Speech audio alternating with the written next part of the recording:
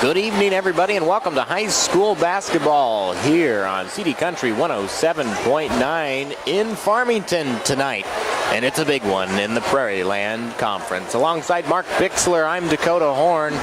Two 11-0 teams in the conference face off for everything to wrap up the regular season before regionals start next week. And Mark, you couldn't ask for a better game here in Farmington. This place is going to be packed and rocking. Oh, no doubt. This will have a tournament atmosphere. There's no question about it, and really, rightfully so. Both teams undefeated, 11-0 in the Prairieland. The winner takes it all. That's right. Absolutely. We're going to break down a few things here in our pregame show. Mark and I have seen these teams a couple of times, and we're going to go back to even the early season and talk about some things that this team, especially the Farmers, with their 5 losses and how they've grown throughout the season, and some tough losses sprinkled in there as well. We're about 9.5 minutes away from tip-off here in Farmington. Like we said, the winner takes the Prairieland Conference tonight before going into regionals. And Mark, before we take a quick break, how big is that taking the conference before you even get into postseason play? Well, just the fact that it's a tournament atmosphere is big for both of these teams because that prepares them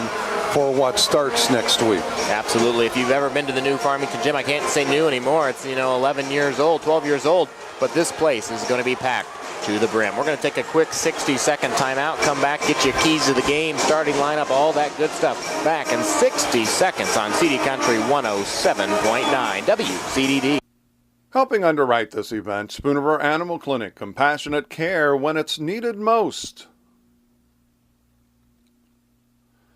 CD Country 107.9, your home in the country. Sedgwick Funeral Homes with locations in Canton, Farmington, and Bartonville. Bank of Farmington with locations in Farmington and in Canton. By Remax Unlimited, Susie McMillan, your agent. Are you looking to buy or sell? Contact Susie. By Wesley United Methodist Church in Canton, to know Christ and make Him known.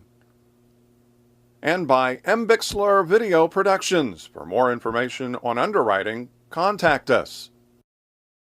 Welcome back, everybody, here in Farmington for the Prairieland Conference Championship game, I guess is what you could call it. It is just a regular season game, but both of these teams undefeated, so somebody has to go down tonight here in Farmington. Alongside Mark Bixler, I'm Dakota Horn. Nate back in the studio on CD Country 107.9. I'm going to talk real quickly about Farmington, and I'm going to focus on a game right before Christmas where they lost to IB at IB. They're down 11-0 to start that game. And they stuck around, and all of a sudden they have a shot at the end of the game to win it. Absolutely. In fact, Eric Higgs took about probably between a half-court shot and a three-quarter length shot. Yep. And it was dead on. It was. It just fell a little short.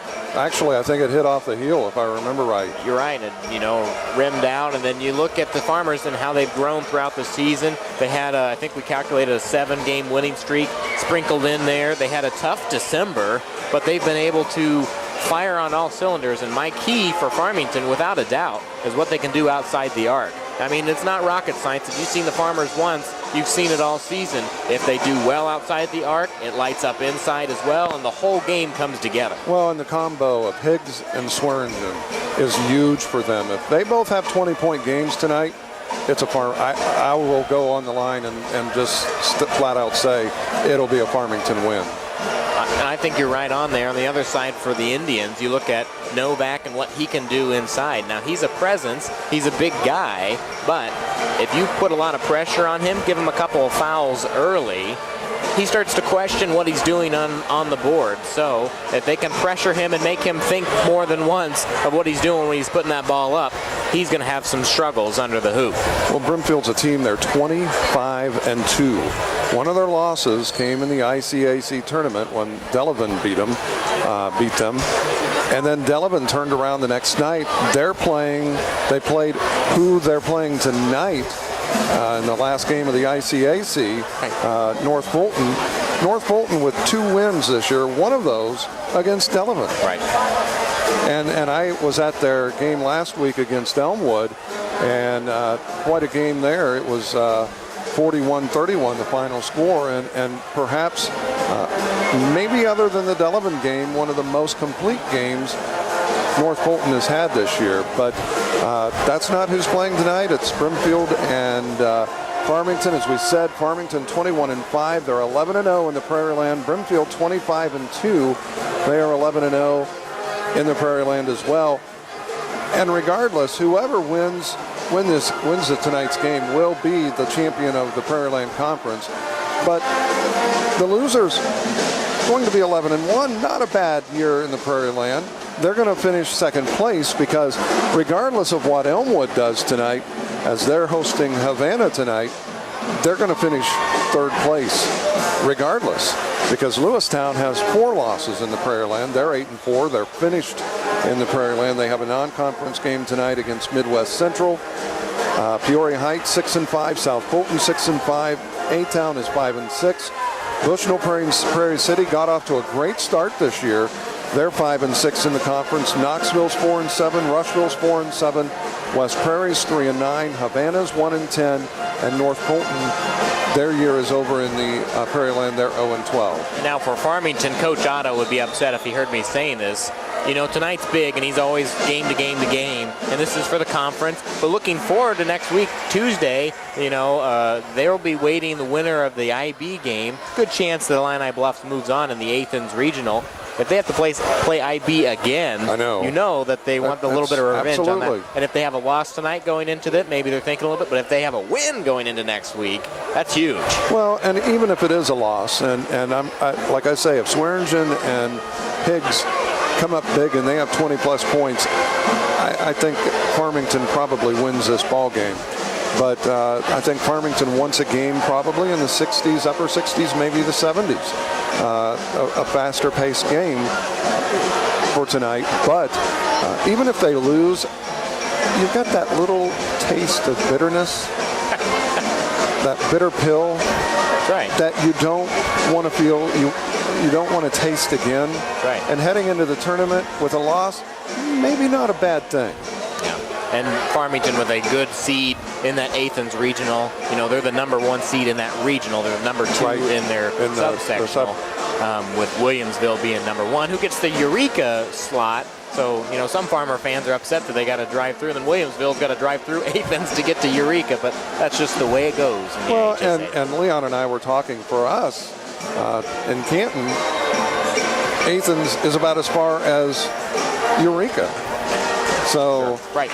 You know, I mean, it's about, you know, it really doesn't matter. I think the IHSA did what they could to get it in a good spot for both teams, but the 1 and 2 seed, but it just fell the way it did.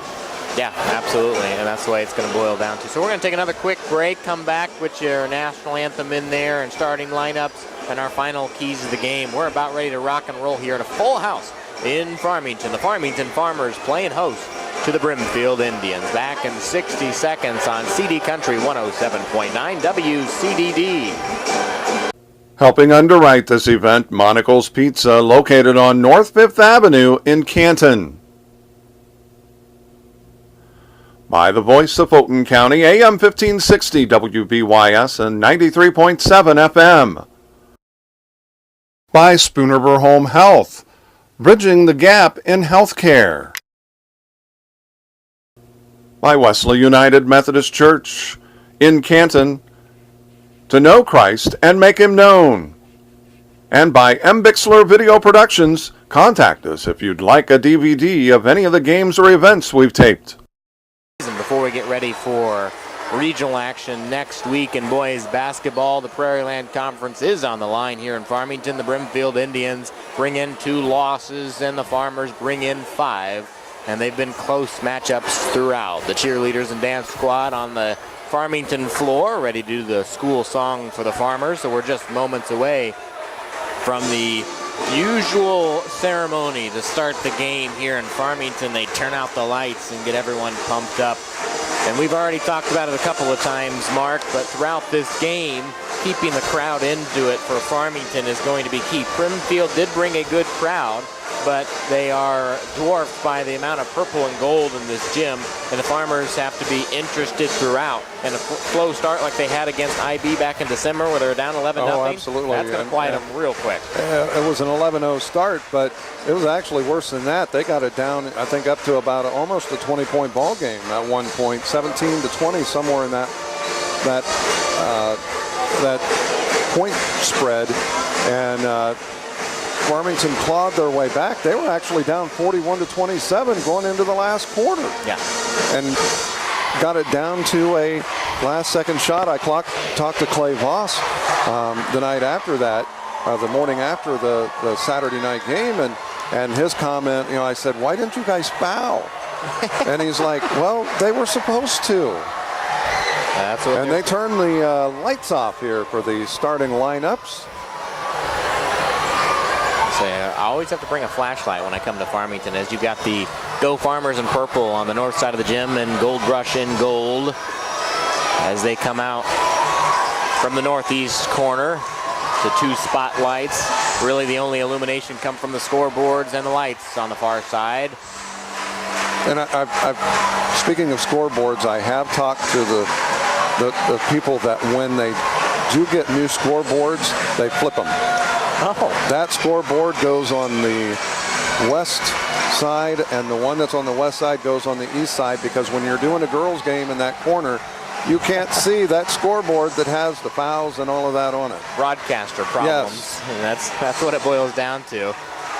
And your starting lineups today, as usual, brought to you by B-Design Salon on the square at 70 North Main in Canton. Call 649-6040 for your appointment today. Jonathan Smith bringing out the normal PA to bring out the Farmington Farmers along with the Brimfield Indians. We'll get to these lineups here. Number 12, Judd Anderson, the sophomore, standing at 5'7", 130 pounds for the Farmers. Number 20, Caleb Gilstrap, the junior, at 5'5", 140 pounds. Number 31, Trey Swearingen, the senior, at 6'3", 155 pounds, and he's lights out beyond the arc. Trey was an appropriate name for those who shoot the tray. Reed Berry, number 32, a senior at 6'2", 190 pounds.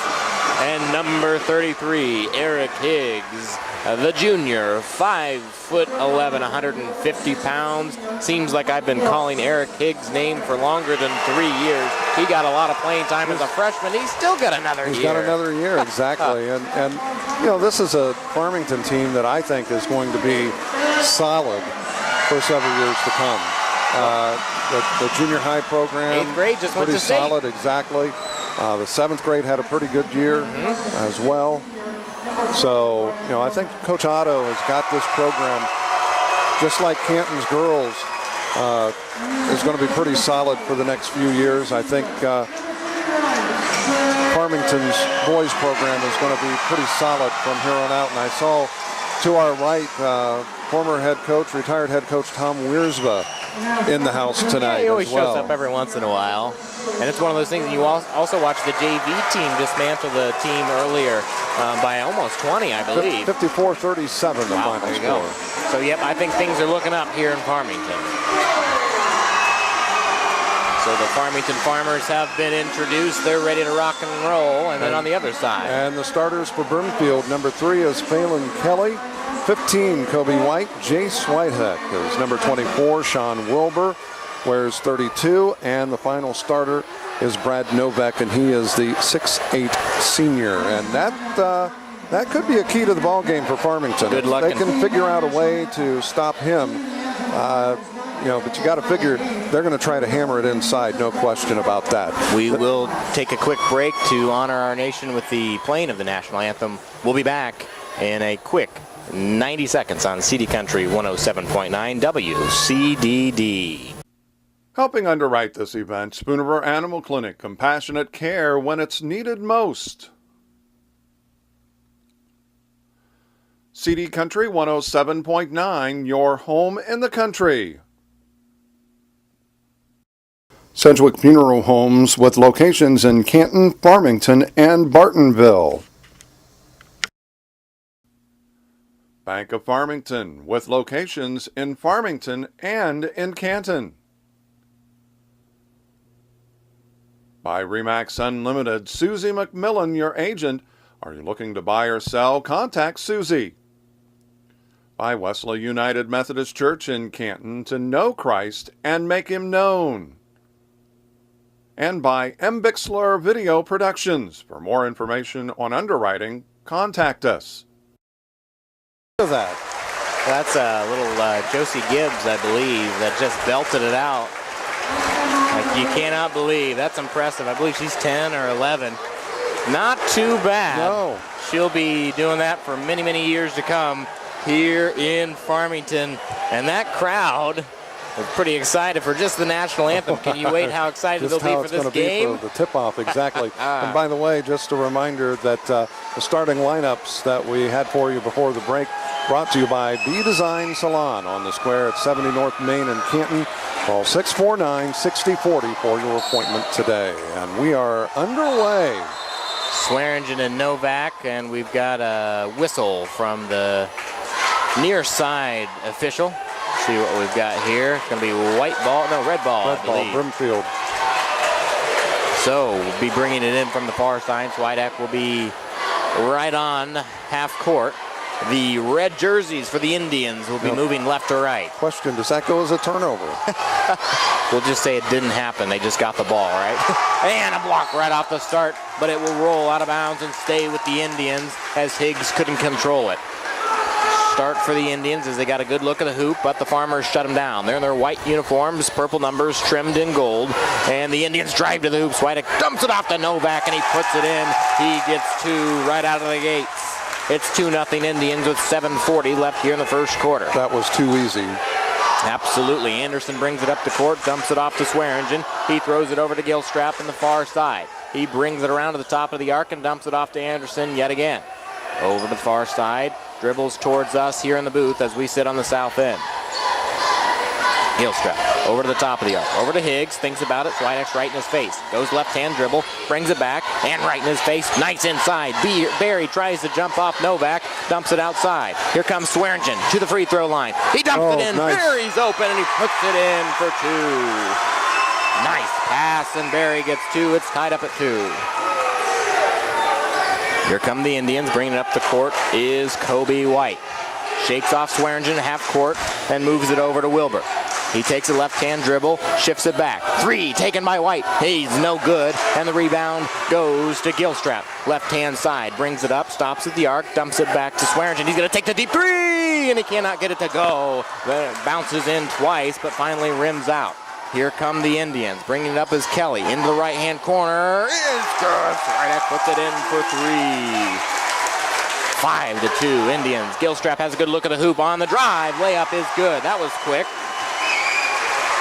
Gilstrap gets his first points of the night. Makes it 5-4 with 6:17.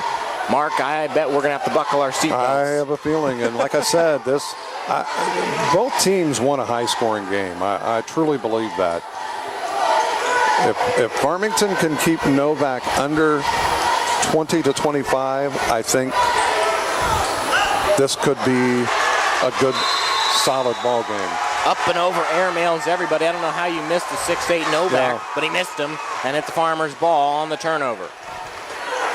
Here come the Farmers, one in the backcourt, and that's in the form of Kobe White. He's in the face of Anderson as he brings it up. Judd Anderson shakes off White, goes to the right-hand side, gives it to Higgs. He's in the deep corner. He brings it up to the free throw line, takes the shot, and he's fouled on the way up. Somehow that one almost went in, but he missed it. He goes to the line for 2.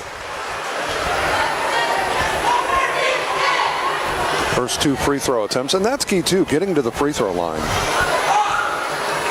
First is good, makes the tie, 5-5. 5:40 left here in the first quarter in Farmington for the Prairieland Conference Championship. Second is good. 2 points for Higgs. 2 for Gilstrap, 2 for Barry to make it a 6-5 lead for the Farmers. Farmington putting on some token full court pressure. 5:30 left, clock rolls, and up to the top. That's Wilbur. He surveys and knocked away by Anderson, and he kicks it out as he dives into the student section. I'll tell you, Anderson, we watched him for a long time on the football field and the basketball court. He is the one with the most energy and the most firepower. Gets it in to White. He's at the top of the arc as Swidak brought it in from the student section on the north end. Quick three taken, no good, off back iron, and White gets the rebound. Inside, takes the shot, puts it in. What a look by Wilbur. 7-6 Indians, back and forth, lead taking. Now Higgs, right-hand dribble, takes to the top of the arc, moves it over. Swearingen takes a three, gets it to go. Woo-hoo. Makes it 9-7 with 4:53 left in the first. And that was with a hand in his face. And about 3 steps back, big steps back from the line. White dribbles between his legs, about 6 steps from the line. And there's a shot taken. I'll raise you a deep three and give you another one. Kelly puts it in for 3. Oh, double dribble, travel, either one. 10-9, and Anderson turns it over. A couple of substitutions. Each team with 1 turnover at this point. Hayden comes in, and checking in is Thurell Anderson. So we have to make sure we've got Judd Anderson and Thurell Anderson in there. Call him the real Anderson. Inside to Novak, wide open, and made that one look easy. His 4th point. He gets the ball inside. He's at 6'8", and the tallest kid from Farmington is what, 6'2". It could be a long night. Foul on White as he pushed on the dribble up. Swearingen will inbound. Dylan Hayden was the 5'11" guy guarding the 6'8" Novak on his basket. Not really fair there. Judd Anderson has it, shifts it over to Swearingen. Now Thurell Anderson in the left corner.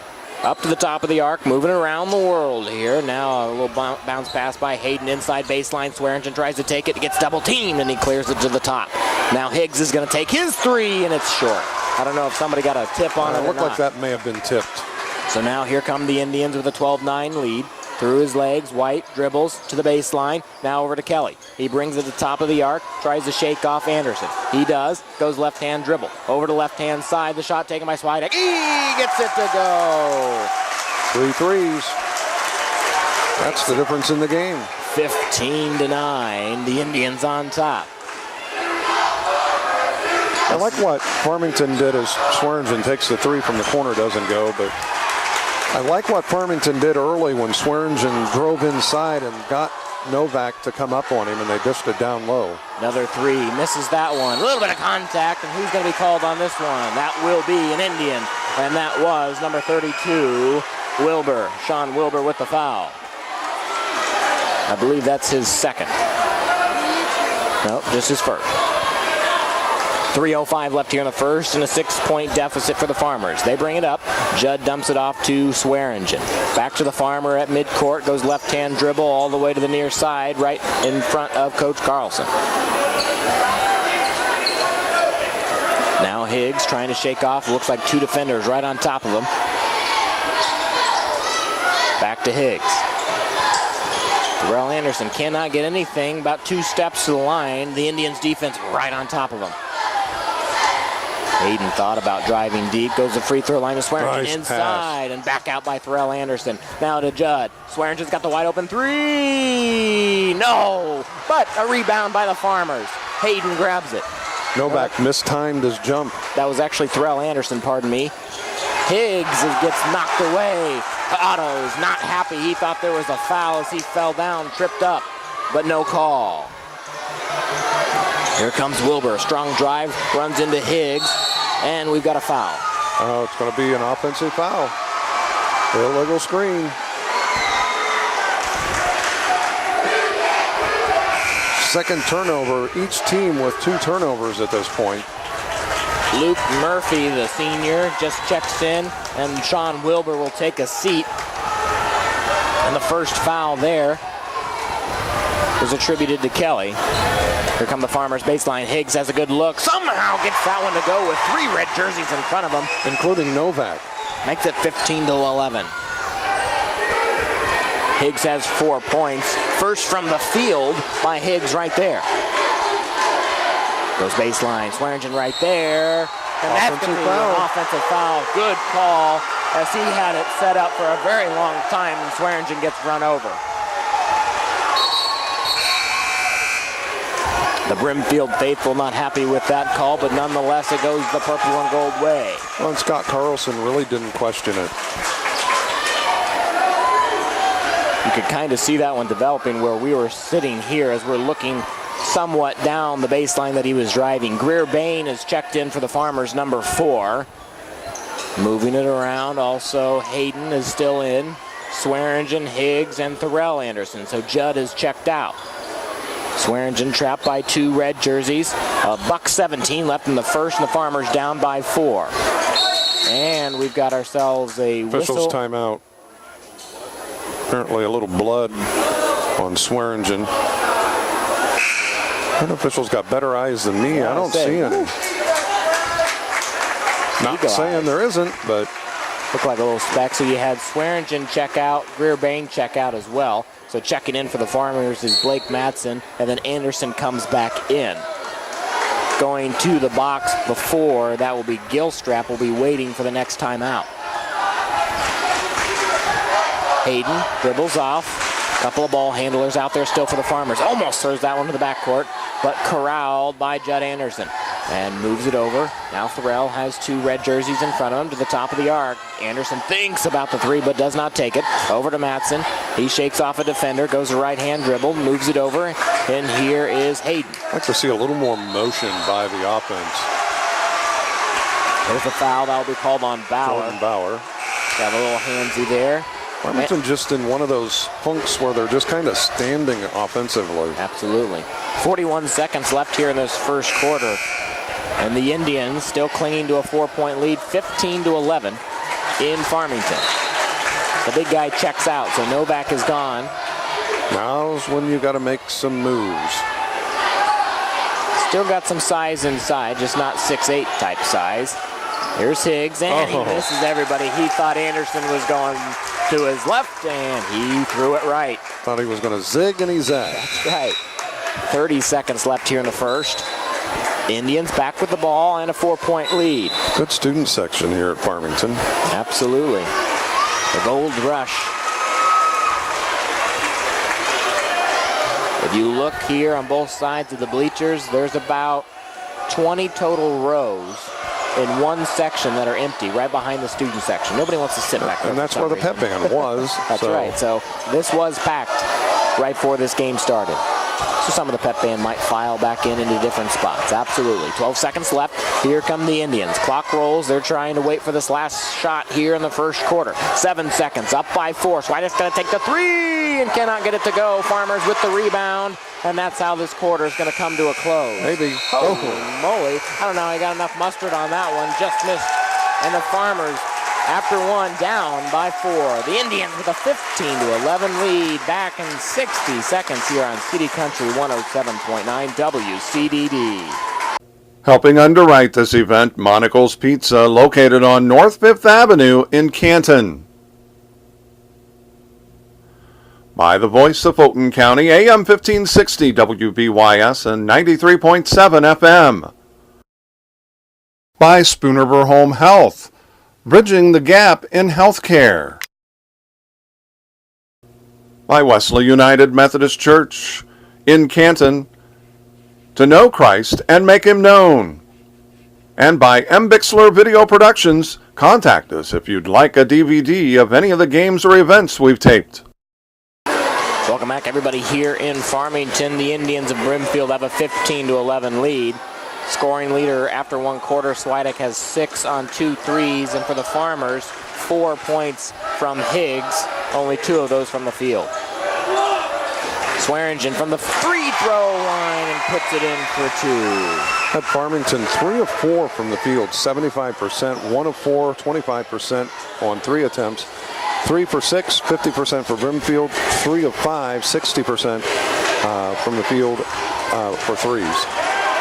Novak just powers his way through Reed Berry and puts it in for 2. Give him 6 points. 17-13 your score. 7:14 left in the second. Indians on top here in Farmington. 11-0. 11-0 these two teams match up tonight to wrap up the regular season in style. Swearingen takes the three and gets it to go. 17-16. Now a little bit of press. Three in the back court. They've got two coming up, and they'll barely get it across half court. Overall, between these two teams, 46 wins and only 7 losses. I take that. With a little floater, no good. Rebound goes and puts it in and one. That's Wilbur fired up as he powered his way through. Makes it 19-16. Chance for the old-fashioned three-point play. Their first free throw attempt, I should say. And no good. Reedberry gets the rebound. Not a lot from the line, just 3 combined. Oh, almost another errant pass there as Hayden almost error mailed it to the left of Anderson. Judd dumps it off to Reedberry, and he throws it right into the hands of an Indian. Here comes another turnover by the Farmers. Not able to set up the fast break, sets up the offense, goes baseline. The floater puts it in for 2. That's Kelly. Give him 5. And now a 5-point lead, 6:03. Swearingen's going to take a 3. Yes! Why not? He's got 11, and they're down by 2. Traps him in the backcourt. Higgs trying to shake off Wilbur. He goes all the way. Hoop, that's going to bounce off of his foot, but no, they're going to say it's off of a Farmer. I thought it went off of Brimfield, but what do I know? Just a broadcaster, right? I don't have the stripes on, so it doesn't matter. A thankless job every night. Inbound from the baseline, goes to Wilbur at the top of the arc. He tries to take it. He goes all the way to the baseline, trying to shake off Uraz, who has checked in for the Farmers, who got a lot of playing time in the JV game. Block. So another foul on the Farmers.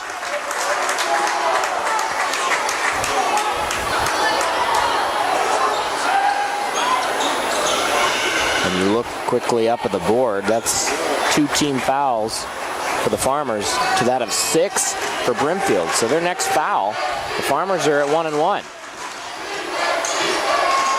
And drains that one for 3. 4 3-pointer. And Kobe White takes a little look at the student section on his way out. Said, how about that one? Makes it a 5-point game. Indians still on top. Swearingen trapped in the far corner. Has to get rid of it, and we've got a foul will be called. We'll see if that's on Wilbur or Kelly. Bailed him out. That might have caused a turnover. I don't know if Farmington player could have handled that. Well, he was shuffling towards the sideline anyway, so here we go. We're in the 1-1. Swearingen's at the line. The first is no good. Everyone was sleeping. I know. Too. Everybody thought it was a 2.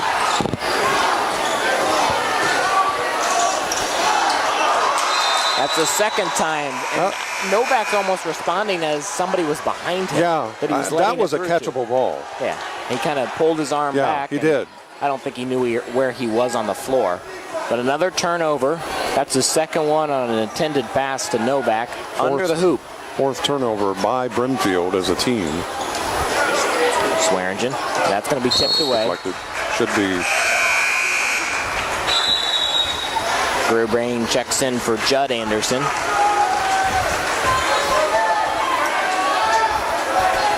From the right side of the basketball hoop on the baseline, Swearingen inbounds it to the top. That's Higgs. He shakes off his defender over to Swearingen in the corner. Why not? And he puts it in for 3. I was just going to say, he rushed the shot there, but then he drains it. Just a comfortable shooter, and he'll do that all night long. 4:27 left. It's 24-22. Indians on top. Swidek's going to respond. Oh, in and out. And Novak gets the rebound and puts it in. A foul as well. So Novak gets his 8th point and a chance for 9 at the line. That is their 4th offensive rebound, and Novak just did a nice job of pinning, I think it was Barry, underneath the basket, and at 6'8", and Barry only 6'2", you know who's going to win that one. Farmington will take their chances sending Novak to the line, though. That should have been, that hit off the top. That one rims around, and Higgs has it. He shakes his way out. He's got one in front of him. That's to Hayden, and he's going to lose it. And he's going to be called on the way up. It's going to be a shooting foul. That one's close.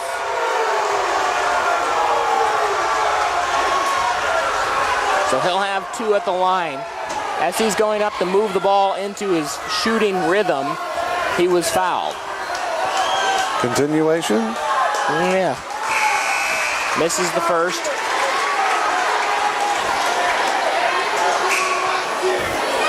Well, at the other end, that ball hit off the top of the backboard, and it looked like it hit the pole. And that should have been a dead ball right there in Farmington basketball. The second is missed. Farmers have missed 3 straight free throws, and they're down by 4. Now that should have been a travel. I don't know how many times I've seen that this year where they catch the ball and then take a step. At the top of the arc, thought about the 3, pulls it down. Now in the hands of Kelly. He's going to take the 3 and misses badly. Yeah. Now Swearingen shakes off White. He's going to take a shot inside. Oh my goodness. He's like, I'm this open, why not? Gets 2 from it as he was about 4 steps inside the arc. 3:32, 26-24. Indians on top. And that ball's knocked away. Goes in the hands of Swidak. He falls on the floor and picks it up. Gives it over to Murphy.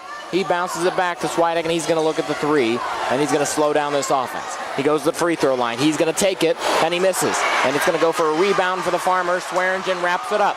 3-12. Here they come with 4 red jerseys in front of him. Shakes off his defender. Other side, and we've got a timeout taken. Timeout taken by Coach Otto. It's a 30-second timeout. We'll be back in 30 seconds on CD Country 107.9 WCDD. Helping underwrite this event, Spoonerville Animal Clinic, compassionate care when it's needed most. CD Country 107.9, your home in the country. Sedgwick Funeral Homes with locations in Canton, Farmington, and Bartonville. Bank of Farmington with locations in Farmington and in Canton. By Remax Unlimited, Susie McMillan, your agent. Are you looking to buy or sell? Contact Susie. By Wesley United Methodist Church in Canton, to know Christ and make him known. And by M. Bixler Video Productions. For more information on underwriting, contact us. Back in Farmington, we've got a good one, 26-24. The visitors on top right now. Brimfield leading Farmington, and it's much what we expected at this point. You have a feeling that one of these teams has a run in store. Which one's going to strike first? Will the other be able to respond, or are we just going to be tight all the way to the last buzzer? Higgs loses control, and that one will go out of bounds on a new face. First time he touches it, Jared DePriest loses control of the ball. Dives into the stands, but not in time. Down by 2. Farmers back on D. Missed opportunity. 2:50 left here in the first half. Ooh, good look inside left-hand dribble, but he pulls it up as he ran into traffic. And that shot taken. Plenty of contact. It's going to go the other way. Terrell Anderson had the position, and Kelly came barreling in and got the foul.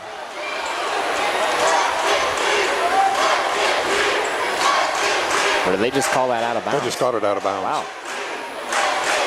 A lot of contact before that bounced out of bounds. Nonetheless, 18 fouls for the Indians to that of 3 for the Farmers. And a steal. And 1. Gilstrap got beat. And he didn't want him to put it in for 2, so now he's going to give him a chance for 3. Well, in all honesty, if you don't have a chance to go up and foul them, and I'm not saying dirty, but foul them hard so that they miss it, let them have the layup because you're just giving up a foul. And the free throw is good. Makes it a 5-point lead. We've been back and forth between a 5-point lead for the Indians and a 3-point lead and a 2-point lead. Those have been our kind of differences. Mostly 5 and 2. Well, it's about time for Swearingen to hit another three. We shall see. Hayden has it outside the arc. Now to Anderson. Ooh, he's wide open down there. He wanted it too. Yeah. He was waiting. Another knock ball. And that one's going to go out of bounds off of an Indian. Swearingen was open on the far sidelines, and he would have had a three for sure. He was begging for it, Yeah. too. But you can't call too much attention to yourself. No, you can't. It looks like they've settled into a 1-3-1 defense now instead of that man-to-man. A minute 45 left here in this first half. The Farmers with the ball down by 5. Higgs trapped inside baseline. What a shot. That was behind the backboard, but Swearingen misses nonetheless. Swidek takes it all the way down to the other side. Free throw line. Shakes off Swearingen. Nice pick set up. Holy moly, that one was beautiful from the start. And he puts it in. That's his first two-pointer. That gives him 8. He's been quiet this quarter. A minute 17 with the Farmers, the biggest deficit they've faced so far, down by 7. Higgs is going to shift it over to Anderson. Hayden up top, over to Swearingen, and now back to Hayden. He thought about going inside. Anderson has it now. Everybody touches it outside the arc on 5 clean passes. Now 58 seconds left. Over to Hayden. One thing I like about Brimfield's defense is they know where Higgs and Swearingen are. That one off the hands of Murphy. He's frustrated with himself. He thought he had it, but it bounced off of his hands, and then he kicked it out with his knee. 51 seconds left. Swearingen inbounds it to Higgs. He comes after his own throw, and he's waiting for it outside the arc. Over to Thorell. Oh, Swearingen's wanted it again. At the top of the arc. Higgs will take it. He puts it in. Higgs' first three. 31-27, 34 seconds left. Here come the Indians. 2 Farmers in the backcourt. Needs some help, And a timeout taken by Coach Carlson, as he knew. Possession saving timeout. Absolutely. We're going to take a quick break as well. Back in 30 seconds on CD Country 107.9 WCDD. Helping underwrite this event, Monocle's Pizza, located on North 5th Avenue in Canton. By the voice of Fulton County, AM 1560 WBYS and 93.7 FM. By Spoonerver Home Health, bridging the gap in healthcare. By Wesley United Methodist Church in Canton, to know Christ and make him known. And by M. Bixler Video Productions, contact us if you'd like a DVD of any of the games or events we've taped.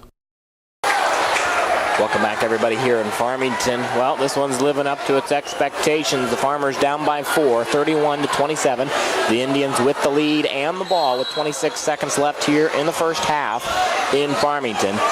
2 undefeated in the Prairieland. Someone goes home with a win and the Prairieland Conference Championship. White shakes off Higgs. Now back to 14 seconds. And they're going to wait for the last shot. They want this momentum going into halftime and a big lead. Kelly drives to the far corner, 5 seconds left, gives it to Novak, and he cannot get it to go. The Farmers have a chance to get it off.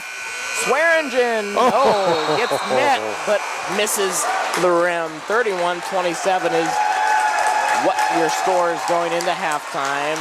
Can't wait for the second half. We're going to take another quick break, and then Mark and I are going to break down everything we saw in the first half, what's going to happen in the second half. Your score after one half of play here in Farmington, the Brimfield Indians up 31-27 over the Farmington Farmers. Back in 90 seconds here on CD Country 107.9 WCDD. Helping underwrite this event, Spoonerver Animal Clinic, compassionate care when it's needed most.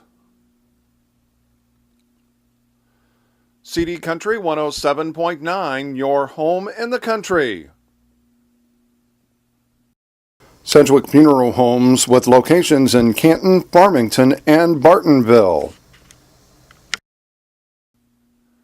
Bank of Farmington with locations in Farmington and in Canton. By Remax Unlimited, Susie McMillan, your agent. Are you looking to buy or sell? Contact Susie. By Wesley United Methodist Church in Canton, to know Christ and make him known. And by Bixler Video Productions. For more information on underwriting, contact us. Here in Farmington, it is halftime in this Prairieland matchup between the Farmington Farmers and the Brimfield Indians. Your score 31-27. Farmers down by 4. Let's see what they can do here in the second half. We'll talk about keys to the second half in just a little bit. Let's talk about some scoring and some stats real quick. For the Indians, I'll give you some scores, and Mark's going to probably have some more as well. Gilstrap with 2 for the Farmers, 16 points for Swearingen. Well, there's one part of your key, Mark, is getting him to 20 points. 2 for Barry, but only 7 from Higgs, so he's going to have to light up in that second half.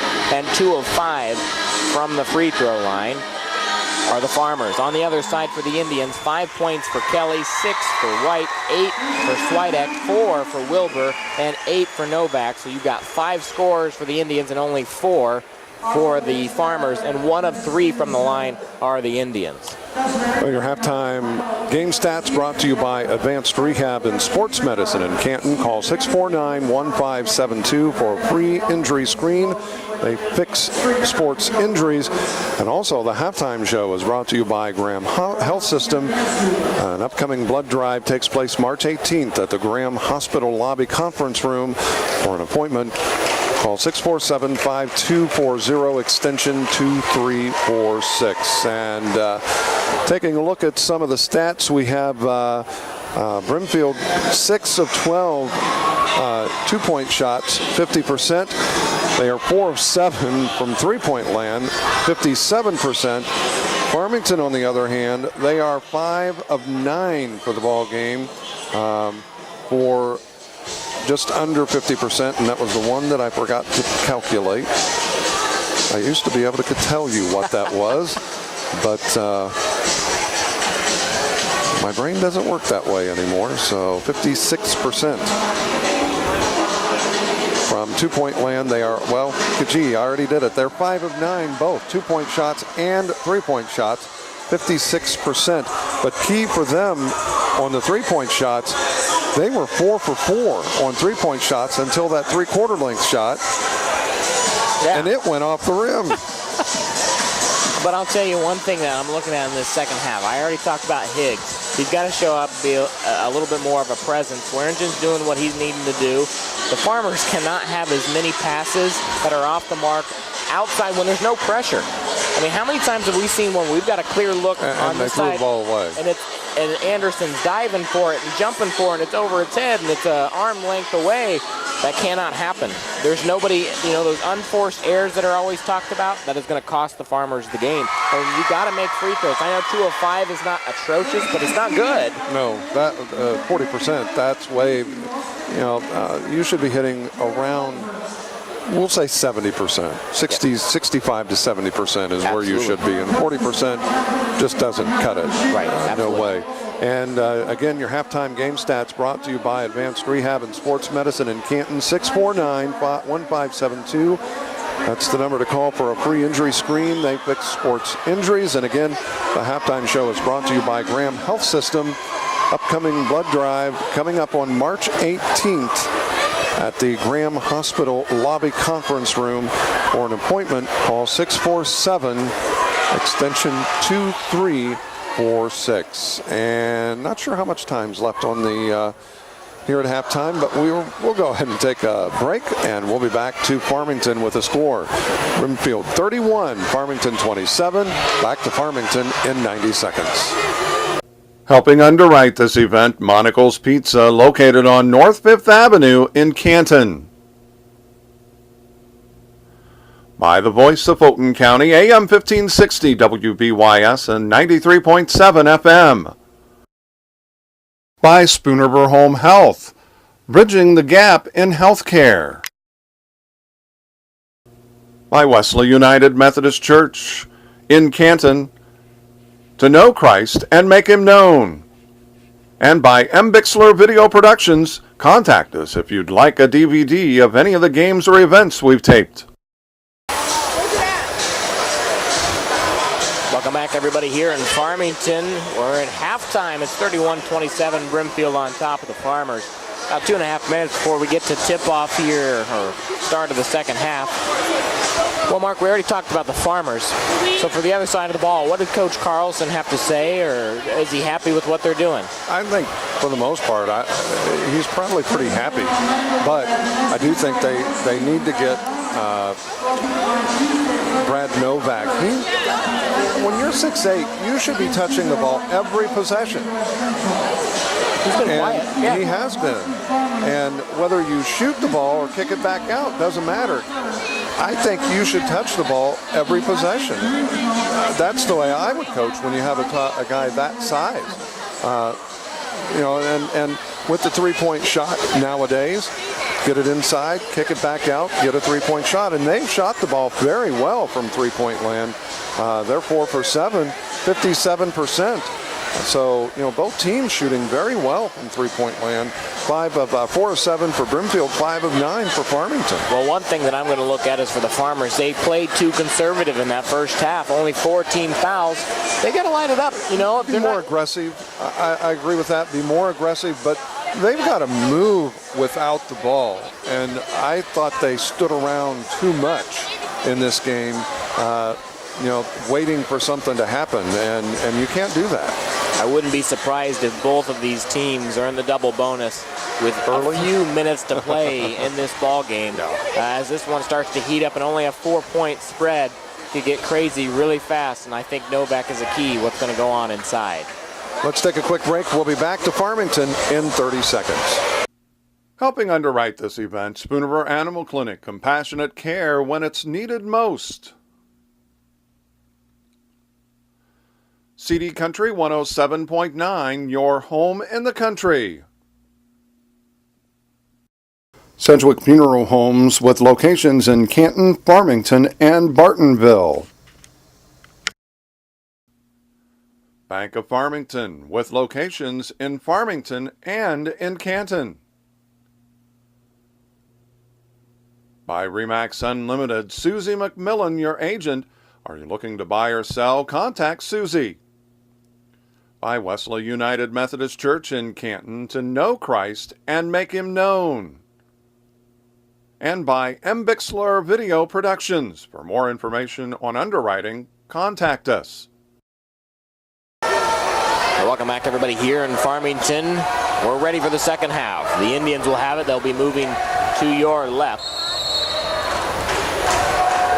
Here we go. I will point something out. The crowd has been pretty quiet. They have, both sides. And for a close game, that surprises me. It will light up. Inside to Anderson and knocked away by Barry as he was trying to get it to Novak. Rivers shut down as he drives in, turns it around, moves it over to Kelly. He shakes off Anderson, goes inside, but we've got a foul. And the basket. Wow. Kelly strikes first, and so do the Indians, but now he gets his first chance at the line.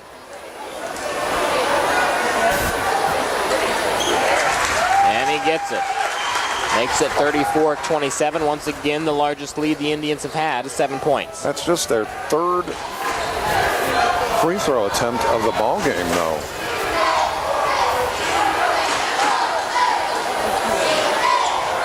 And here's Swearingen, tries to go baseline, and he gets a block call on Wilbur. And I think you may be right. They're calling a much tighter game here in this second half.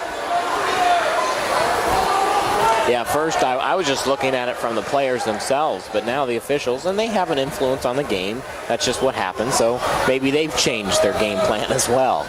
And sometimes that happens. They go in, they discuss what happened in the first half, too. And they also do that early in a half. That first, okay, so I can't do this, and they'll back off a little bit. You can't start doing that in the fourth quarter. That just causes a problem. Ball's on the ground, plenty of contact, and Wilbur went down funny. Hopefully he pops up. Yep, he's good. You always see that his leg got caught as he went down, and it's off of the Farmer as Reed Berry fell on it. That's the 7th turnover against Farmington. Not the start you want if you're Jeff Otto. No points for the Farmers on the right side of the court here. Ooh, reach in on Anderson. And I'm sure Coach Otto is saying, hey, and Judd's coming out. I'm almost sure. Based on the quickness. I'm sure Coach Otto is probably saying, you got to play defense with your feet, son. Now the Indians have it. Takes a look at the three. Wilbur has it up top. Over the head. Nice now pass. Novak. He's fouled on the way up. He'll go to the line. Again, that's key for the Farmers. If they're going to foul Novak, foul him hard because he struggles at the line. This is an area that he's going to have to work on if he wants to take it to the next level.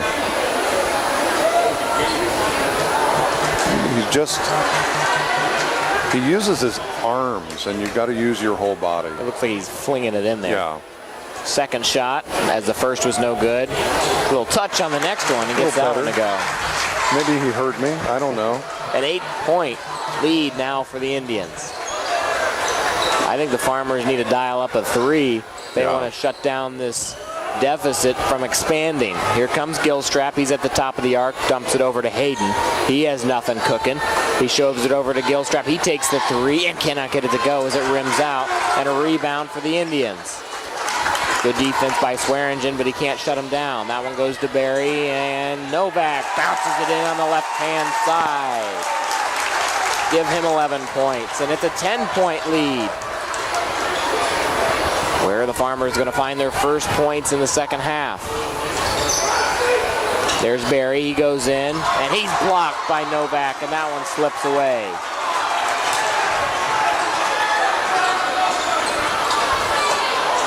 Now the Indians have a chance. That one, good! Swyek puts it in. Starting to expand the lead. And a full timeout. 9-0 run to start this third quarter with 5:48 remaining. It is now Brimfield 40, Farmington 27. Back to Farmington in 60 seconds. Helping underwrite this event, Monocle's Pizza, located on North 5th Avenue in Canton. By the voice of Fulton County, AM 1560 WBYS and 93.7 FM. By Spoonerver Home Health, bridging the gap in healthcare. By Wesley United Methodist Church in Canton, to know Christ and make him known. And by M. Bixler Video Productions, contact us if you'd like a DVD of any of the games or events we've taped. Mark, you said it poignantly on the way out. As we were talking about in the first half, who's going to have the first run? Brimfield strikes first. And no question, and right now Farmington doesn't have an answer, but in all honesty, they're still not moving offensively. They're standing around. You know, it's like when I was in high school, zones, you had a zone offense and a man-to-man offense. Now with the way zones are set up, you can run a man-to-man offense against the zone defense. 5-second count. So now the Farmers into this half, 2.5 minutes, and still have not found a point.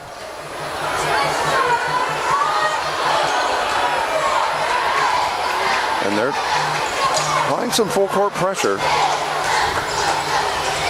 Higgs gives Switek the left-hand side. He takes it, but Hayden gets the rebound on the missed shot. Here come the Farmers, and that one almost goes into the student section. Plenty of contact, almost ran into the official, but the Farmers calm it down. Good job by Swearingen. Sets the pick over to Gilstrap. 5:08 left, 40-27 Indians. Gilstrap goes to the hoop and is fouled on the way up. So Gilstrap will have a chance at the line. I like the reaction of some of the fans. They don't understand that, you know, some of the fans put their hands up, that he had his hands straight up, and they weren't. They were leaning forward, and most offensive or defensive players do lean their hands forward. Gilstrap gets the first and second point for the Farmers in the second half, but it takes them 3 minutes to get those. 40-29, 2 shots from the free throw line by Gilstrap. But the way that officials call the game now, it favors the offensive player. A little bit of energy's been taken out of this room for the purple and gold faithful. Now the Indians have it inside to Novak. Hits net, but misses Novak's hands. I think that was a pass. I don't think that was a shot. Swearingen takes the jumper three and puts it in. That's what the Farmers needed. We're 40-32. This is a big defensive stand. The student section's into it, but the rest of the crowd is not. And your dad's trying to get them active. Now here come the Farmers. Now Gilstrap, he's got a good look. What a move! And he puts it in for 2. 40-34. Here come the Farmers. Now if you're Scott Carlson, you don't want to. Ball's loose. All kinds of contact. Who's going to get the foul? And Judd Anderson's going to get teed up by just an emotional reaction. You know, and I don't know what he said, and that may have been what drew the tee. But just on his reaction, you can't call a technical for his reaction there. He's frustrated as a player, not at the call or at the official. He's frustrated at himself. First is good. Who's that taking it? White, I believe. What's the second?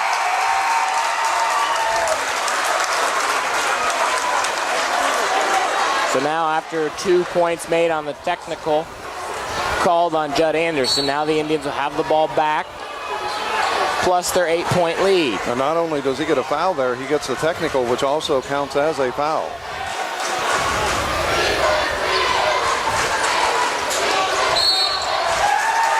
And that's going to be a foul on Hayden. Keep your emotions reserved. And just like that, the Farmers have more team fouls in the second half, 4 minutes in, than they had the entire first half. Yeah. Up top to White. 2 more fouls than they had in the entire first half. Wow. Deep NBA three. No good, and Higgs is going to be bumped into. So that's going to be a foul on White as he was trying to get position. But going back to the technical, that was an emotional reaction. It wasn't directed at the official. It was just an emotional reaction. But if he said something, then yes. Higgs thinks about the three. Now Swearingen over to Gilstrap. He's going to take a baseline. Goes all the way and is knocked away by Novak. Not in my house. Yep. 3:23 in the third. 42-34. Swiatek takes a three. No good. And a rebound. And somehow gets it to go. White on the reach round. Puts it up. 44-34. Back to a 10-point lead. Farmers have seen this before. We talked about that IB game earlier in the year. Granted, not the same caliber team that the Indians are, but let's see how they react. Higgs thinks about the three, does not take it. Hayden bounced it over to Swearingen at the free throw line and puts it in with a little bit of contact as well, but nothing called. IB gave Brimfield everything they wanted, though, in play this year, though, too. Steal by Swearingen as he runs into Novak. What ball handling skills as he wraps that one up. Higgs is waiting for it. Swearingen is going to take the three. Cannot go, and Novak gets the rebound. Got all kinds of Farmers in his face, and they'll clear it. 2:28 left in the third. Down by 8, the Farmers back on D. Kelly has it, goes to the free throw line. Back to Swiatek. He's got the open three. Cannot get it to go. And almost gets his own rebound to Gilstrap. He goes up, puts it in, and one, folks. Woo-hoo.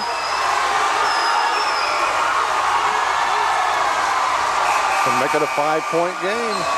44-38. You can just feel the Farmers. You got the student section that reacts quite a bit. But the other 2/3 on the other side is just sitting there waiting for something big, and you know they're ready to erupt. Swearingen checks out. New face in is Ray, I believe. Yeah, that's John Ray. His first minutes. Gilstrap gets it to go. 3 for 3 from the line. I think they're 3 for 3 in this quarter. Yeah, ball from Gilstrap. Novak gets the rebound, and he's fouled on the way How up. did he get that to go?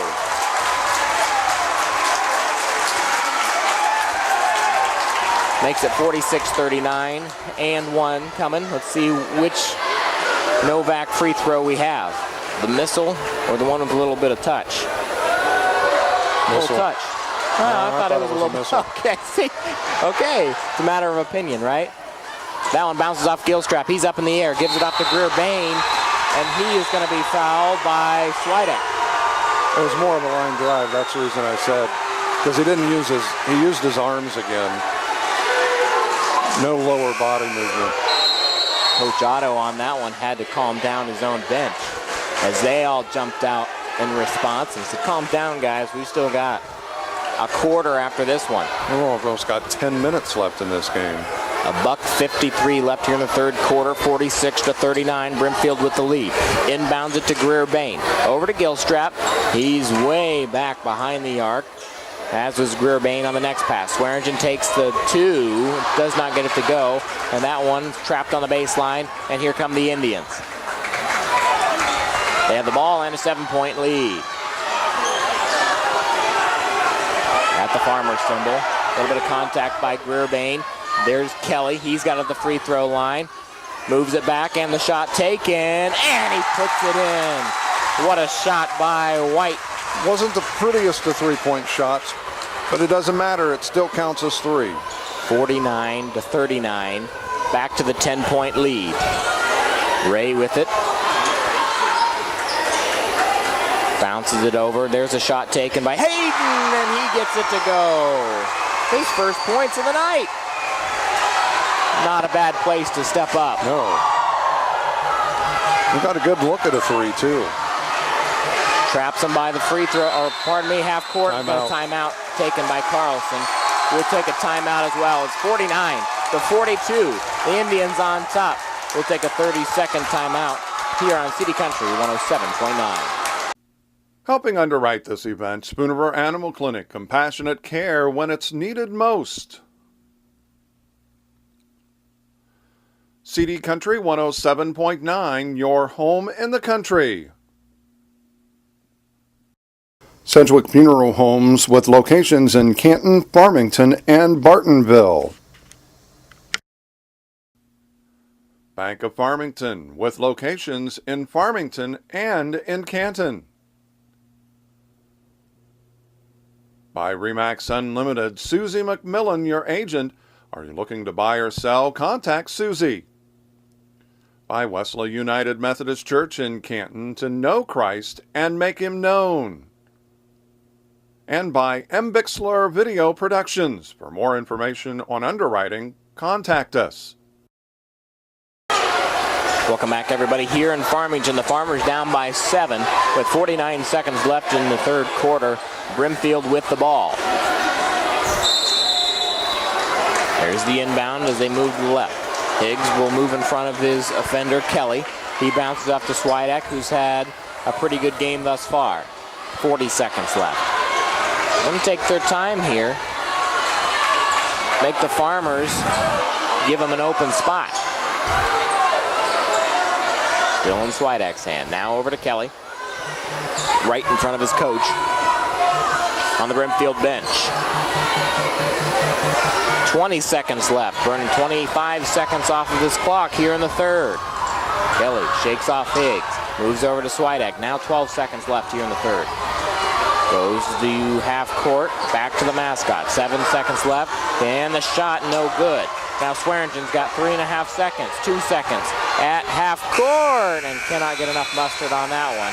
At the end of 3 quarters, it's 49-42. Brimfield on top of the Farmington Farmers. We'll take a 60-second timeout and be back with more basketball on CD Country 107.9 WCDD.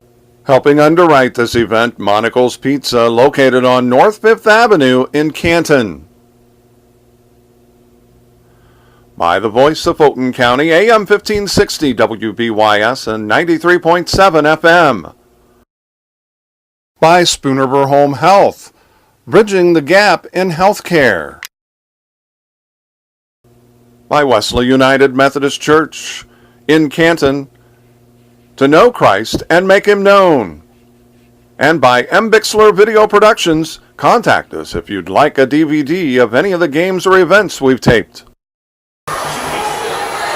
Welcome back, everybody, here in Farmington. Well, we've got one last chapter, maybe. The fourth quarter, who knows? This is unbelievable. Brimfield, 50%. Every quarter, 50%. There you go. Means something. Shot. Higgs drives in, shifts it over to Swearingen in the corner by his bench. All the way over to Hayden. He jumps up and grabs it. Now Judd is checked back in after his technical. First time he's seen the court since then. Higgs, 3 steps back. Hayden's going to take a 4-step back, and he cannot get it to go. And Novak grabs the rebound.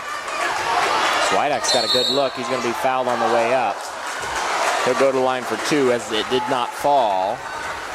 This is going to be his first opportunity at the line. I find that hard to believe.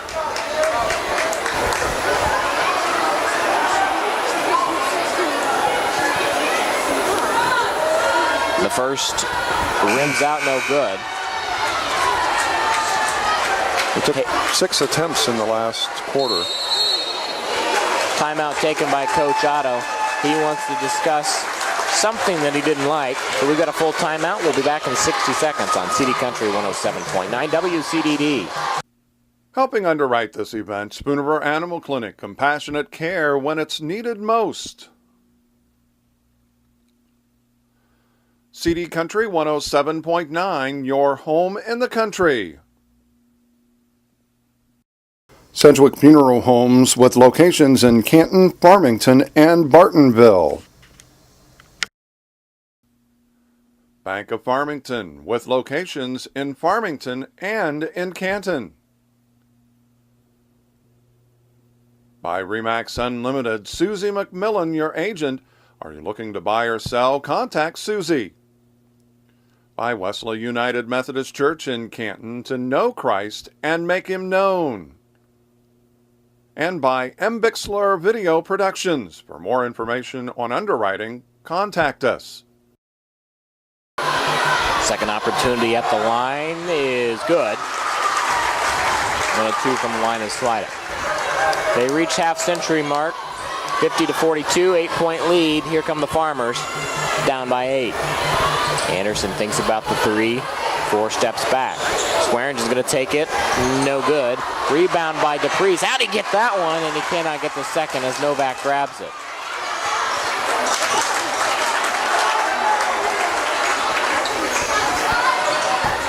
Here come the Indians. Wide open 3, cannot get that one to go. Novak muscles his way in. And DePriest is going to rack up a foul from the ground. It's laying on his back. I don't quite get that one. This will be 5 and 6 for Novak. He's made 1 of the first 4.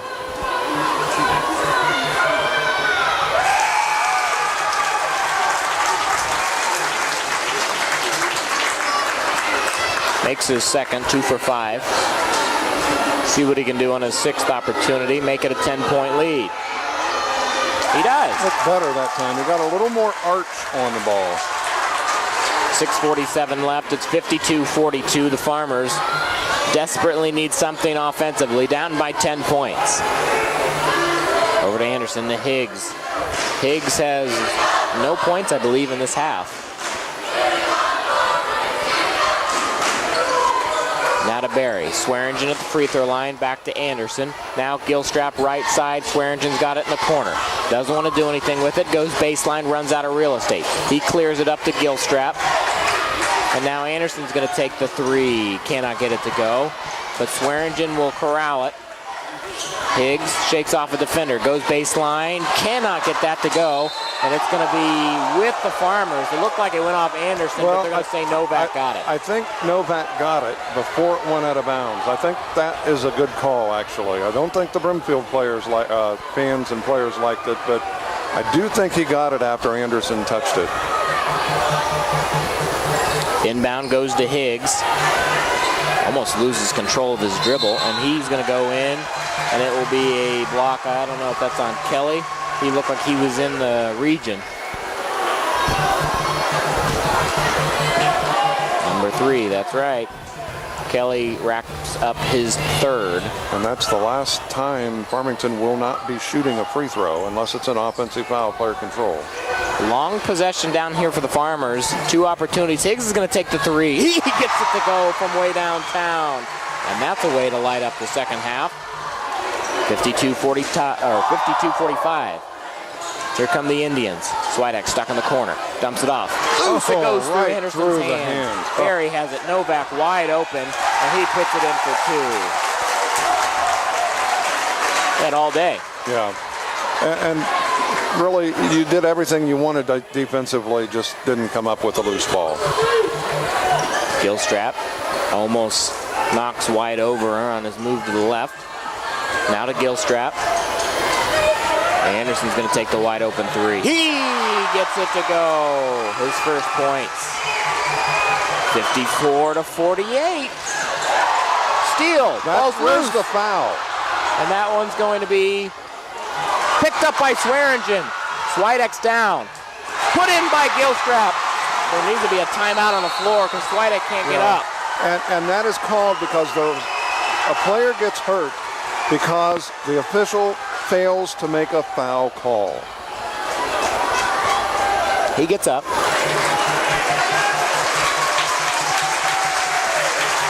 He's going to walk off under his own power.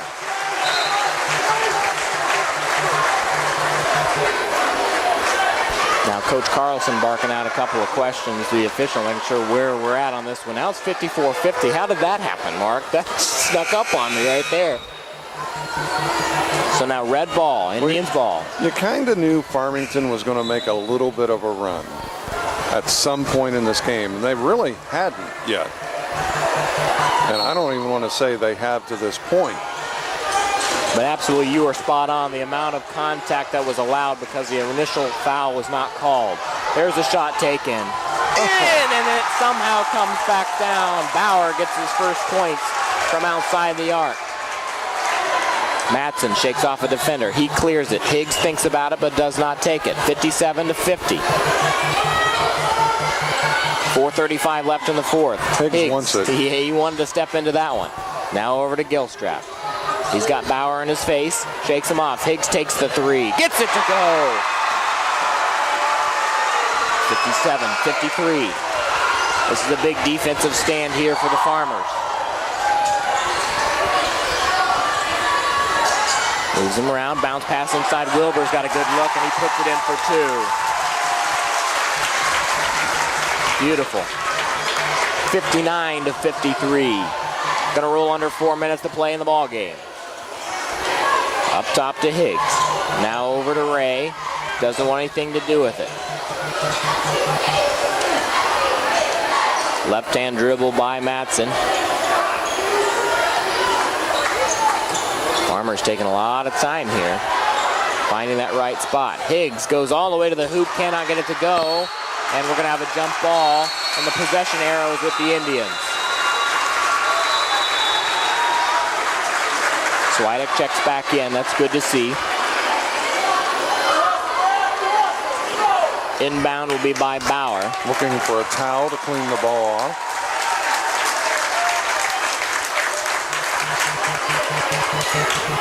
I thought that was a good play by Higgs driving in to try to draw a little contact from Novak.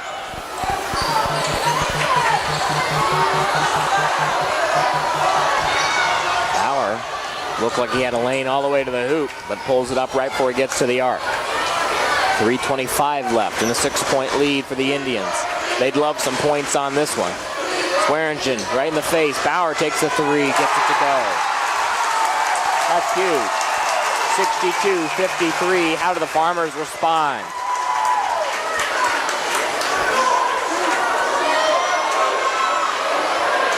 Higgs, three. Okay. That's how. Why not? 62-56. Under 3 minutes to play.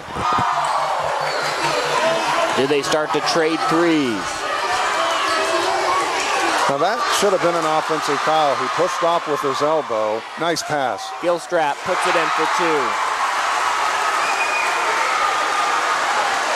62-58 with 2:36 left. Here come the Indians again. See what White is doing? He's pushing off with that elbow. In and out. Here come the Farmers. Here's Swearingen. Gives it off to Higgs. He's got the open look. He's going to go to the hoop. And it's in! And the end one. Higgs somehow makes it happen. Holy moly! And it can be a one-point ball game.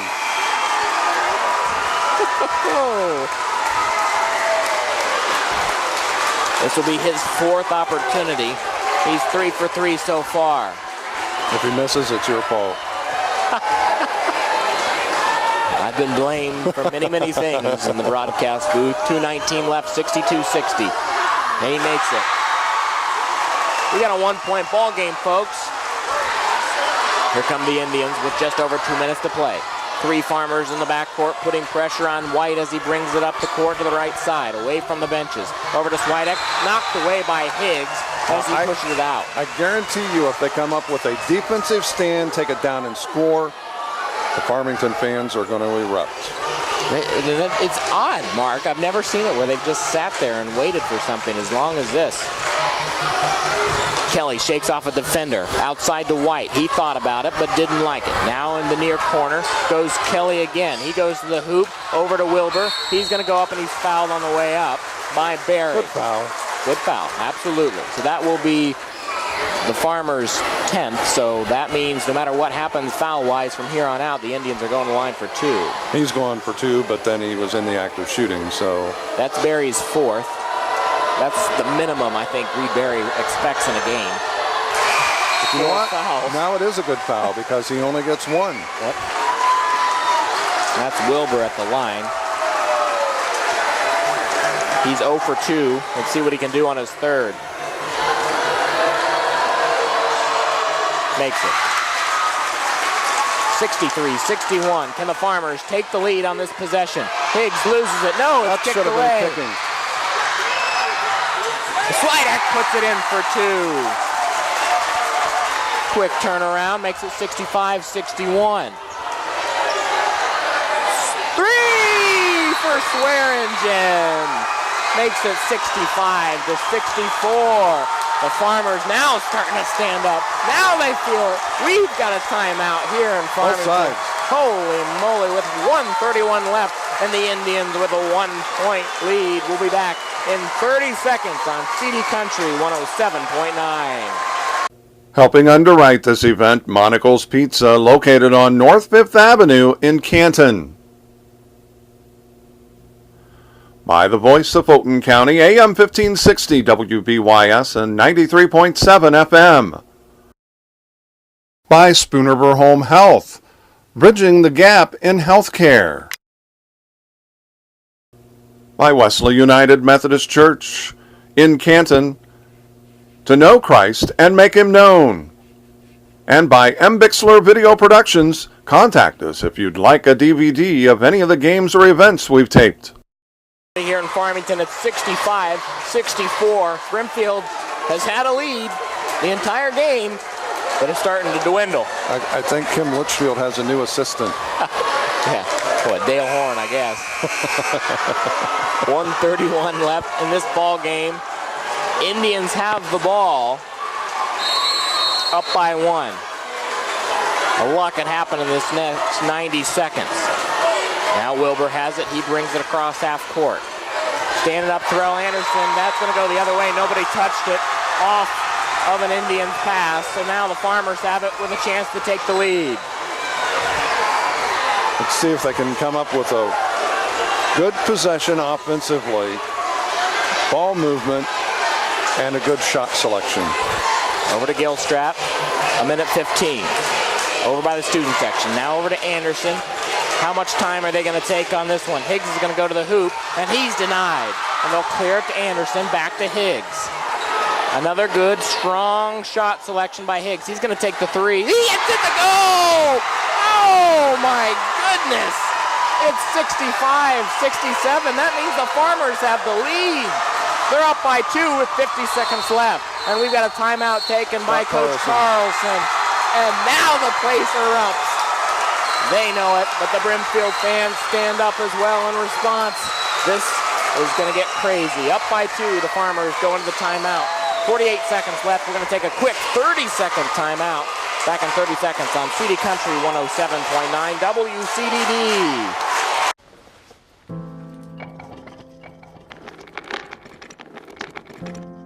Maybe he's really focused. Hey, Michael. Michael. Maybe he likes spinning the wheels. Maybe he just loves trucks.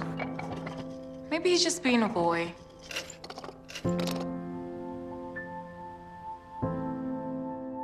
Preoccupation with objects is one early sign of autism. Learn the others today. The sooner it's diagnosed, the better. Welcome back, everybody, in Farmington. It's a 67-65 lead for the Farmers, their first lead of the night, and it can't come at a better time. 48 seconds left. Coach Carlson didn't like what he saw, so he shut it down, but the Indians still have the ball.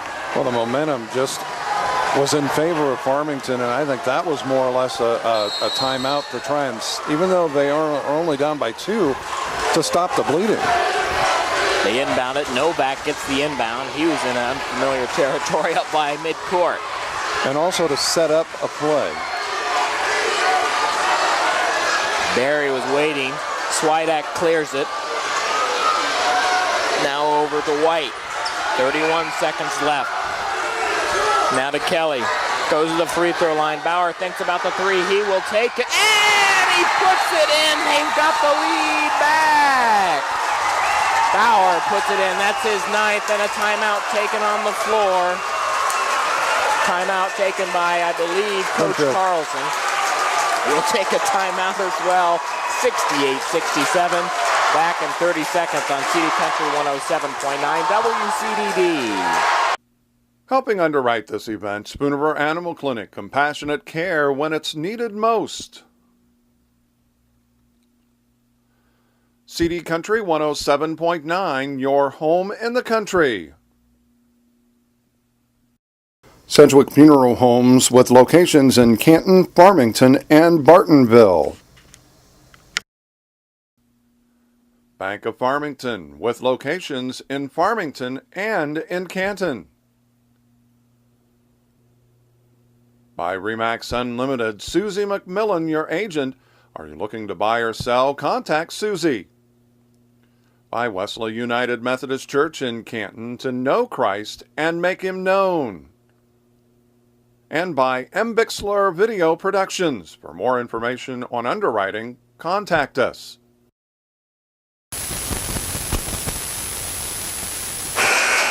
And Mark, I think you are spot on as we're back in Farmington, 68-67. Brimfield on top. You said these teams wanted a 60-point game, and 70 might have been the magic number. Because if the Farmers do what they do and hit the three, they're at 70.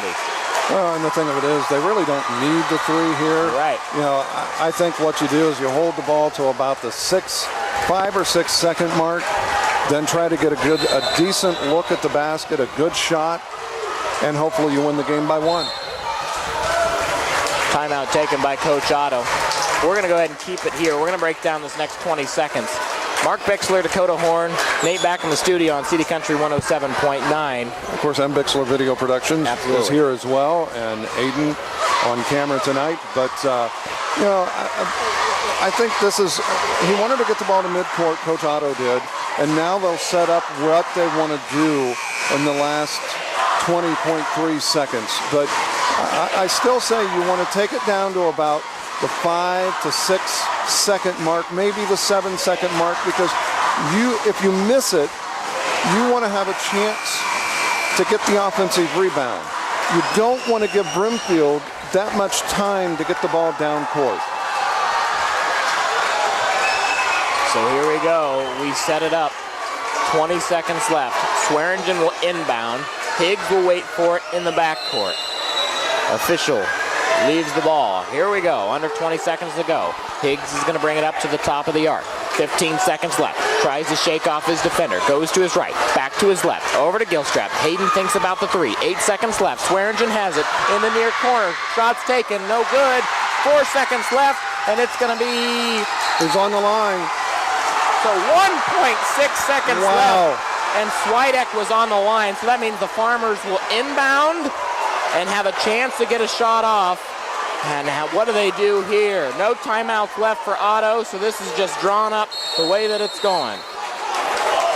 But Coach Carlson has one, and he's going to take it, which really, I don't blame him. I'd want to take a timeout here too, because you want to make sure your defense is on the page that you want them on. But by taking that timeout, you give Coach Otto, a chance to design a play. You know, and he's the coach. He's gone to the state championship game. He's been in all these big games, so I'm going with his decision. But at first I thought he was just going to play good defense with 1.6 seconds left and not being able to draw up the play. Let's see what Coach Otto, with this time, can draw up. So and sometimes as a coach, you take a timeout and you kind of overthink things a little bit. So, you know, and the same can be said for Coach Otto. You know, you want to try to keep it as simple as possible, but at the same time, get somebody open. Now, I would come out in a zone defense. Let's see what they've got. I would not play man-to-man. I would come out in a zone defense. 1.6 seconds left. And you know you have Higgs and Swearingen covered. Down by 1, the Farmers have the ball under their own basket. Judd Anderson will inbound as they set it up. Here's the 5 count starts. Good defense. Over to Swearingen. Does he get it off? He does! Oh, good! And that's how the Prairieland is decided as Swearingen banks it off of the front iron. And they're undefeated in the Prairieland Conference are the Brimfield Indians. Mark, you know, that was fun. A tip of the cap to Brimfield, but a tip of the cap to Coach Otto, too. They got a great look in the last 2 seconds. It just didn't quite drop. And I know, disappointing if you're a Farmington fan, but you know what? 11-1 in the conference isn't bad. Not bad. 68-67 is your final. The Brimfield Indians win the game and the conference. We're going to take a timeout. Back in 2 minutes on CD Country 107.9 WCDD. Right after this. Helping underwrite this event, Monocle's Pizza, located on North 5th Avenue in Canton. By the voice of Fulton County, AM 1560 WBYS and 93.7 FM. By Spoonerver Home Health, bridging the gap in healthcare. By Wesley United Methodist Church in Canton, to know Christ and make him known. And by M. Bixler Video Productions, contact us if you'd like a DVD of any of the games or events we've taped. Everybody here in Farmington, as we're tallying up the crazy statistics from that one, lived up to expectations as everyone files out here. If you made the trip down from Brimfield, if you're a Farmington faithful, no matter which side you're on, you had a lot of fun tonight. Disappointing for the Farmers, very exciting for the Indians. 68-67 is your final. The Brimfield Indians finish the season undefeated in the Prairieland Conference. Go to 12-0 and get the Prairieland Conference as well. The Farmers lose their first conference game of the season. Quick point totals as Mark calculates up a few other stats as well. For the Farmers, the scoring leader, no surprise, was Swearingen with 29 points, and he almost hit the 30 mark with that last shot, and it hit the iron on the front side. If he's just a couple of centimeters to his right, that goes in. 17 points for Higgs, 2 for Barry, 13 for Gilstrap, 3 for Anderson, and 3 for Hayden. 9 points for Bauer on the other side, 8 for Kelly, 13 for White, 14 for Swidek, 7 for Wilbur, and 17 for Novak. My stud there in the second half is Bauer. Didn't score anything in the first half and comes out and gets 9. That's huge. I mean, we're talking 3 threes. Yes, he was not getting much playing time in that first half, and then he drains 3 for 9 points. That's crazy. Well, and the big play really for Brimfield was they were 3 for 3 from three-point land in the final quarter. And that was the difference in the ball game. It was the three-pointer that put them up 68-67. And after Farmington, Higgs hit a big three to put the Farmers up 67-65. And it was just back and forth, but phenomenal shooting. Both teams tonight. And our, let me get my sheet out here. Your your post-game show is brought to you by Monocle's Pizza, home of the family. Please dine in, carry out, or delivery. 647-1127 Monocle's, your perfect post-game stop, 135 North 5th in Canton. And our post-game stats brought to you by Advanced Rehab and Sports Medicine in Canton. Call 649-1572 for a free injury screen. They fix sports injury. Shooting-wise, 16 of 33 for Brimfield, 48%. They were 9 of 15 from three-point land, 60%. Farmington, 50%, 13 of 26. But more importantly, 14 of 24 from three-point land. They hit 14 three-pointers. That's what kept them in the ball game tonight. And they shoot 58% from beyond the arc. And that's really what kept them in the ball game. Rebounding wise, the edge goes to Brimfield 20-13, but in all honesty, when you have Brad Novak, 6'8", only being out rebounded by 6 or 7, not a bad effort. Well, if you break this one down, somebody had to win the game. But Yes. if you look at both of these teams, they did exactly what they needed to do. This was what you expected as a championship game. I mean, it was great. Everything. No matter, you look at the Farmers and Coach Otto, he's got to talk to his team about a loss. We get that. But taking what you just did against this team going into your postseason where it really, really matters, you got to feel pretty good about what you're looking for next week. Well, and that goes back to what I said in the pregame. You've got to look at the positives of this ball game, but you also got to, as a coach, you've got to talk to your players about the sting. Yeah, it's good. The loss. Do you want to feel that again? No, as a player, I never wanted to feel that. Well, you can't script this sting any better. I mean, talking about a shot that's right on the money and barely banks out, and you got to feel that Brimfield crowd go crazy on your home court.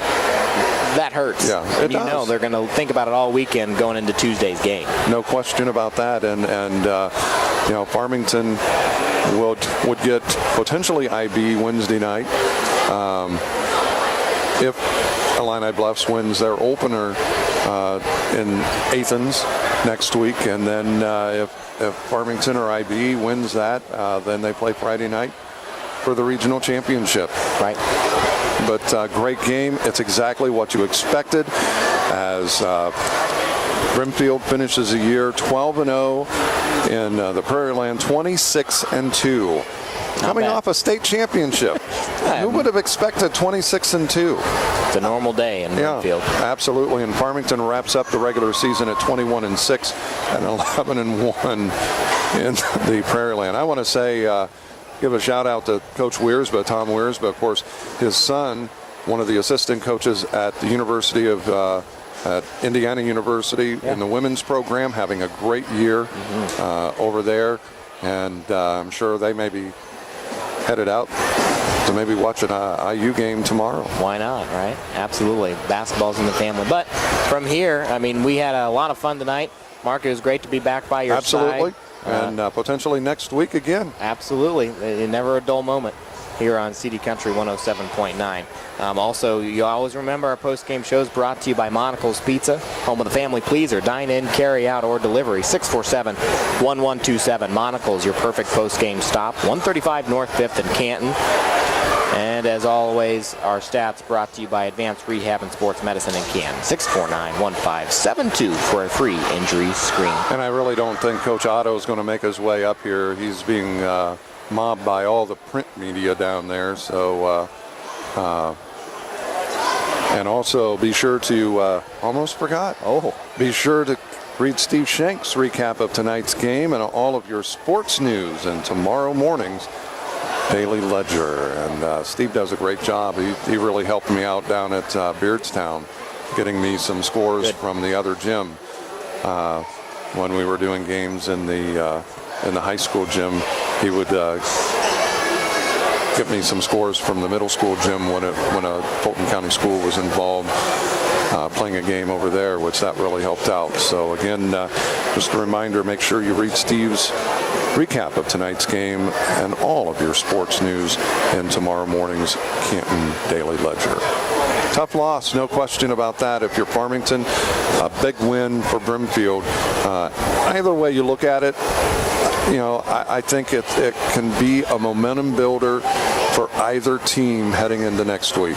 Absolutely. I mean, game, you just learn from your life lessons, game lessons as well, and I think Coach Otto will be able to do that. Coach Carlson, two great coaches, two great teams, and that's a good cap, a perfect exclamation point for a Prairieland season for both of those squads here in 2015-2016. So like we said, keep an eye next week. Who knows what's going to be happening down in Athens, and Farmers will be looking into Eureka, see who's coming out of that, who they could potentially move into the sectional, so all kinds of good stuff next week. Well, I know we have Lewistown and Elmwood next Wednesday night. Lewistown, the 2 seed. Elmwood, I believe, is the 3 seed. I don't have my sheets in front of me for the Lewistown regional, but as we said, Lewistown is hosting that tournament. They'll be playing at 6 o'clock on Wednesday night. Winners from, I believe they play Monday night. And then Elmwood will play at 7:30, both of those games at Lewistown. And we'll have, not sure who's going to be doing those games yet. It could be Leon and Bob. It could be you and me. I don't know. We'll have to wait and see. And if all goes well, we'll be doing games Friday night as well. Perfect. Sounds like a plan. But like I said, looks like Coach Otto's wrapped up, already talking to some of his favorite little fans over there. So I think that's where we'll put our exclamation point on the night as well. So for everybody at CD Country 107.9, Mark Bixler, Dakota Horn, Nate back in the studio, M. Bixler Video Productions here as well. So for everybody at CD Country 107.9, what a great regular season in the Prairieland. Stay tuned and keep an eye on next week. So long, everybody.